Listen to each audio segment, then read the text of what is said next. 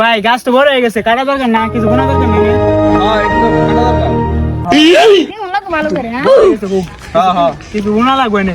এলাকাটা খারাপ হয়ে গেছে পুলানের এইসব পুলান থাকলে তো সমাজটা নষ্ট হয়ে দেবো।